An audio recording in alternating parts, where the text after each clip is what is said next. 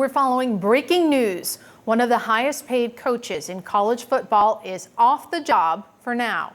Michigan State head coach Mel Tucker has been suspended from the program without pay amid an ongoing investigation that started back in December.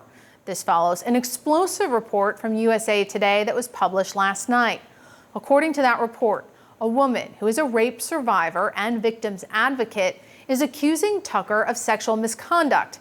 CNN has not independently verified these allegations.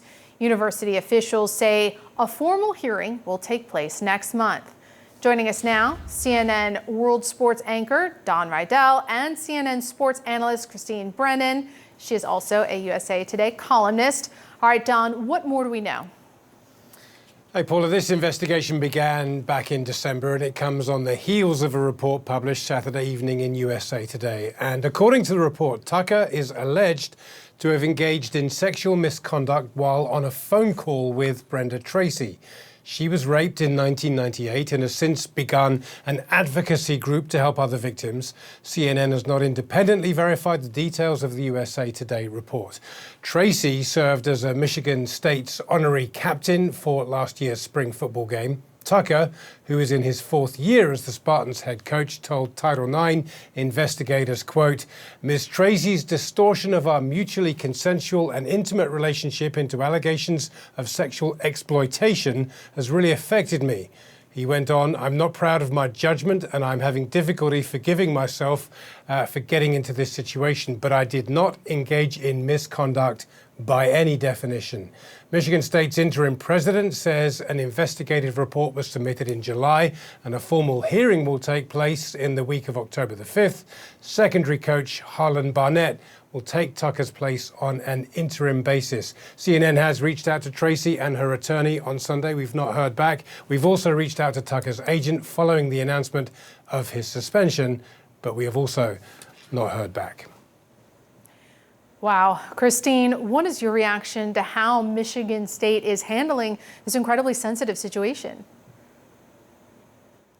Paula, as you know, and Don, of course, has just detailed what we know so far.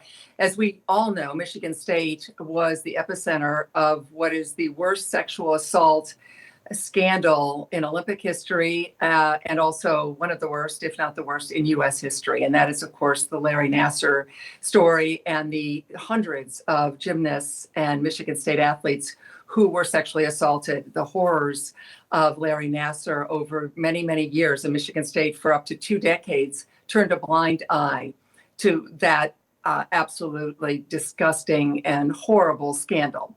So the fact that Michigan State has acted quicker than that is a good thing, although it'd be hard to act any slower than what Michigan State did while many, many children were being raped and sexually assaulted by the team doctor. So it's good that they have acted now and they have suspended Tucker, but one wonders what would have happened if my colleague Kenny Jacoby had not reported the story that he did and broken that news. Would Michigan State have allowed Tucker to keep coaching? And why didn't they suspend him sooner when they started to get the information, which the athletic director said he knew in December? So lots of questions still for Michigan State and its leadership.